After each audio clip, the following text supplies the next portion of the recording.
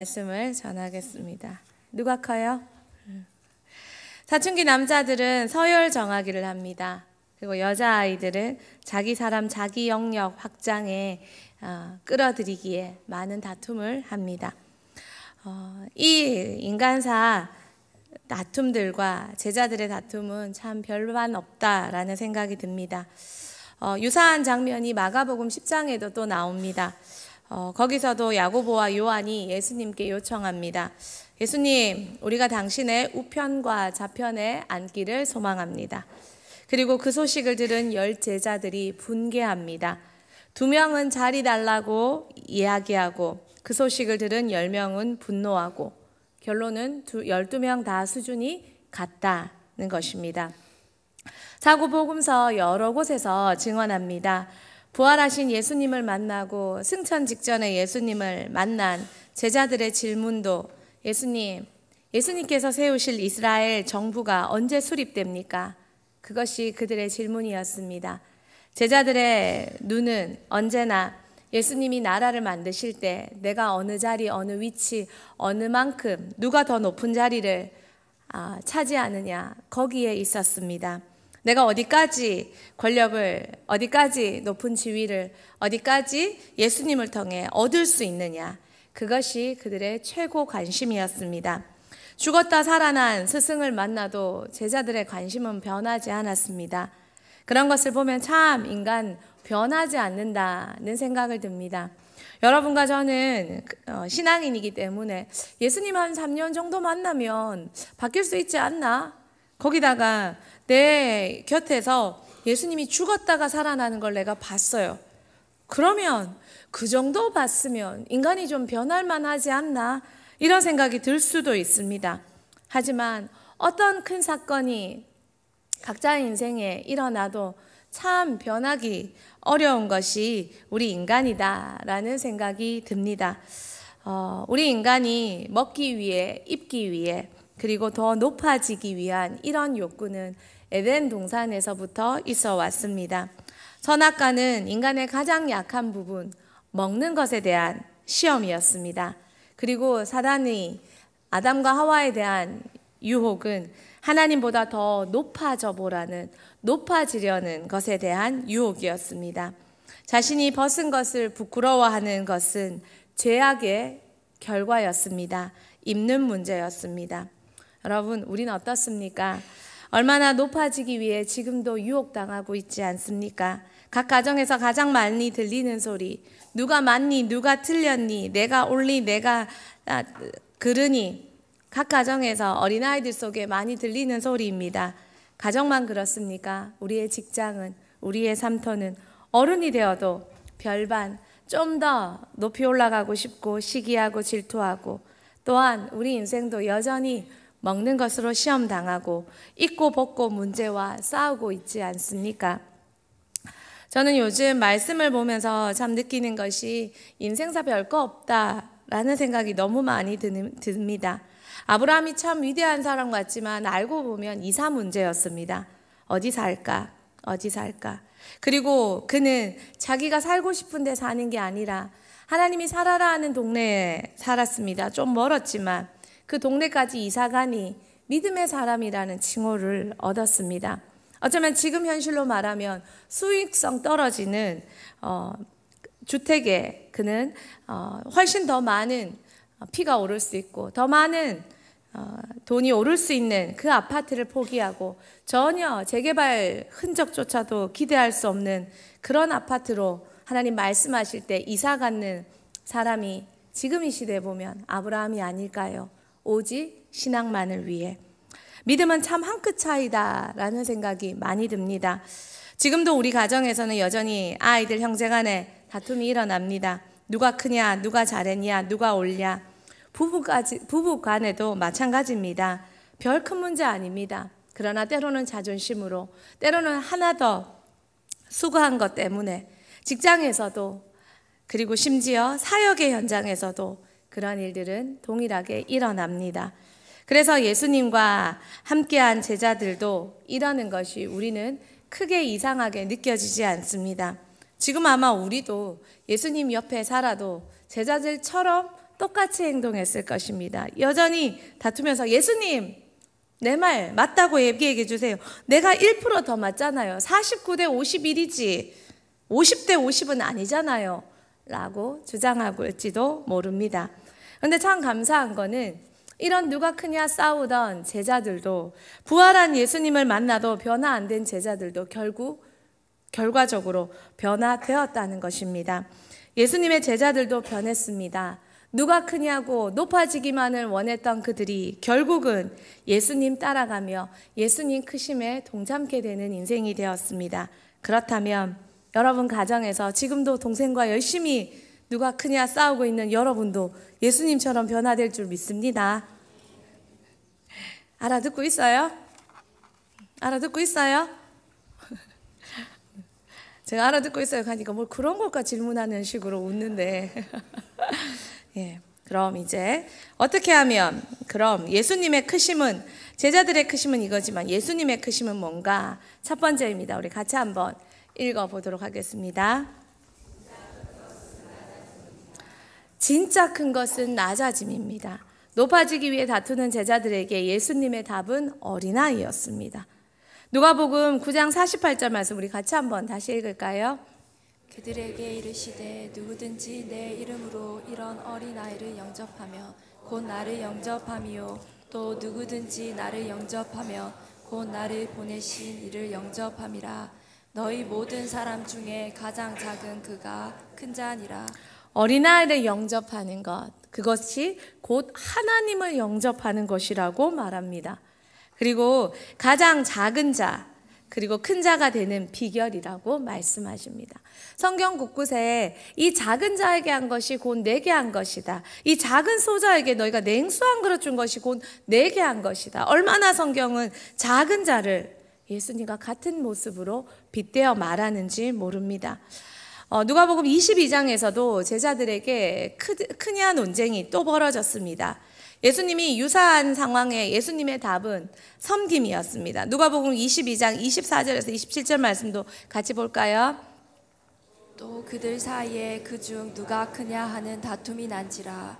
예수께서 이르시되 이방인의 임금들은 그들의 주관하며 그 집권자들은 은인이라 칭함을 받으나 너희는 그렇지 않을지니 너희 중에 큰 자는 젊은 자와 같고 다스리는 자는 섬기는 자와 같을지니라. 앉아서 먹는 자가 크냐 섬기는 자가 크냐.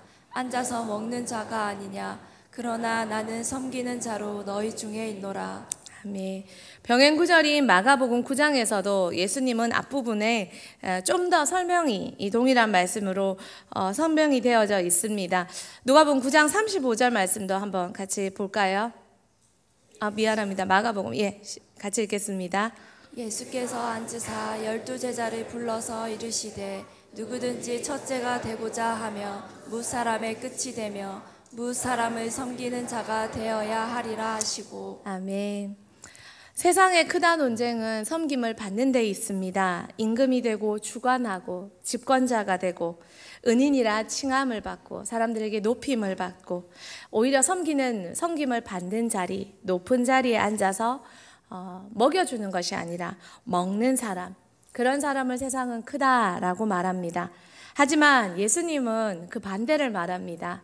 예수님이 크심은 섬기는 자, 나는 섬기는 자로 오셨고 낮은 자로 오셨고 당신은 이 가운데 섬기는 자로 계시다고 설명하십니다.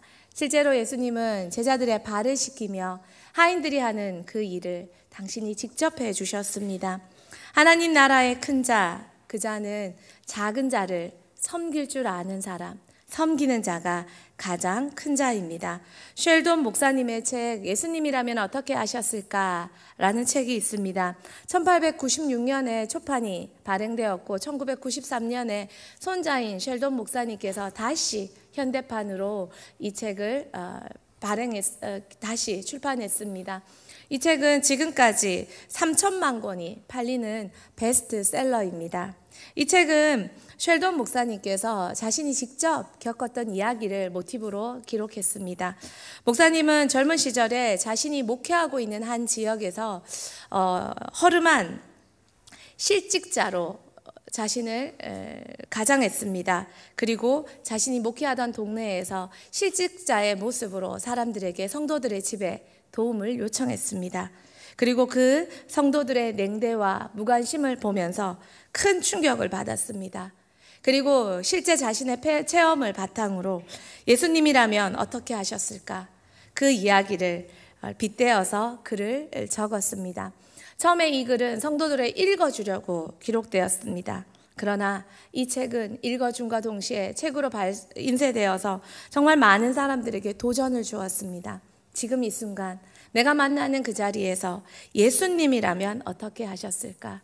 이야기에서 맥스웰 목사님은 사람들에게 도전합니다. 자신도 실직한 인쇄공에게 무관심했던 자신도 회개하며 그 인쇄공이 죽고 났을 때 다시 자신의 많은 부자교회의 많은 성도들과 함께 할렘가로 빈민가로 가서 정말 예수님이면 이 시대에 예수님이 살아계셨으면 하셨을 법한 그 일들을 찾아하면서 사람들이 바뀌기 시작했다는 이야기입니다.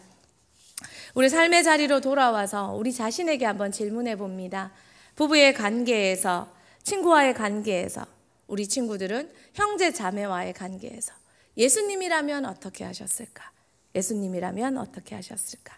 이제 3, 4쿼터 오늘 시작합니다. 태풍 때문에 하루 잘 놀았어요? 좋았어요? 나는 슬펐는데 하루 동안 못 봐서. 너흰 좋았어? 변예훈 내가 기억해요. 3, 4쿼터 시작하는 친구들 이번 쿼터 한번 생각해 볼까? 예수님이라면 어떻게 하셨을까? 삶의 곳곳에. 그래서 정말 새벽 기도하고 정말 설교 노트 적고 매일 말씀 읽고 일독하는 것에서 그치지 않고 그 들은 말씀, 그 배운 말씀을 가지고 수학 문제 풀 때 예수님이라면 답지 뺏겼을까? 친구랑 이야기할 때 예수님이라면 자리 싸움 했을까? 친구랑 하고 싶은 말 막 뱉어내고 싶을 때 예수님이라면 어떻게 하셨을까? 한번 생각해 보면서 높아지기보다 낮아지고 예수님 닮아져가는, 그래서 작은 자인 우리가 진짜 큰 자가 되는. 예수님은 큰 자예요? 작은 자예요? 예수님은 크신 분이에요? 작은 분이에요? 크신 분이에요. 그러나 예수님의 삶은 높은 자로 살았어요? 낮은 자로 살았어요?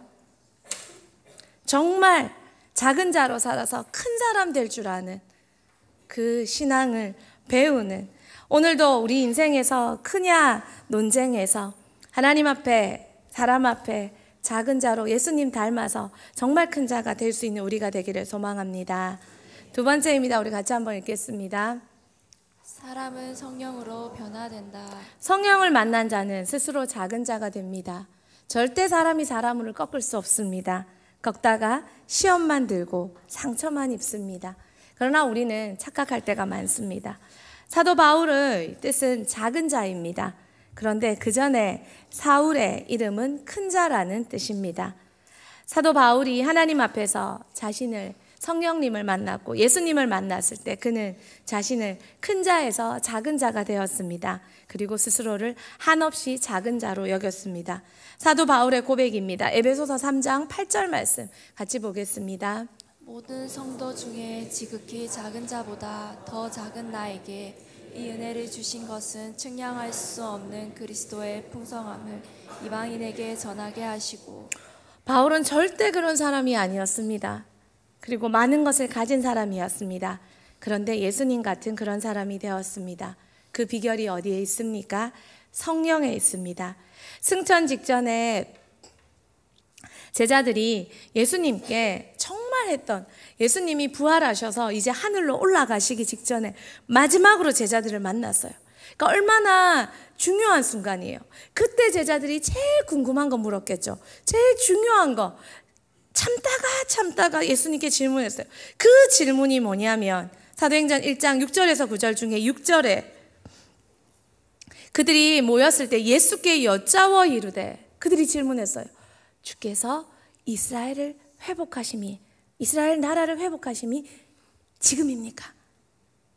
예수님 승천 직전에 당신의 망명정부, 로마로 이제 벗어나서 당신이 세울 망명정부, 이스라엘 새 정부의 수립이 이제 부활까지 하셨으니까 지금입니까? 이게 이스라엘 제자들의 수준이었다는 거예요. 질문이었다는 거예요. 근데 예수님이 뭐라 대답하십니까? 그때와 시기는 아버지께서 자기 권한에 두셨으니 너희가 알 바 아니요. 때와 시기, 너희가 말하는 이스라엘의 회복 나중에 2000년 뒤에 일어났잖아요. 2000년 뒤에 1950년대 2차 세계대전이 마치고 이스라엘은 그때 독립했잖아요. 너희가 알 바 아니지만, 근데 예수님이 동문서답해요. 우리 사도행전 1장 9절 말씀 같이 읽겠습니다. 오직 성령이 너희에게 임하시면 너희가 권능을 받고 예루살렘과 온 유대와 사마리아와 땅끝까지 이르러 내 증인이 되리라 하시니라. 아멘. 예수님의 대답은 이때 나왔는 거예요. 나라를 질문하는데 성령이 임하시면, 이런 나라를 질문하는 너희도, 망명정부 얘기하는 너희도 성령이 임하시면 그때는 권능을 받고 예루살렘과 유대와 사마리아 땅끝까지 이르러 내 증인이 되리라. 이런 수준이 이렇게 바뀔 수 있는 것, 성령이 임하시면. 사람이 바뀌길 원합니까? 바뀌어야 됩니까? 바뀌고 싶습니까?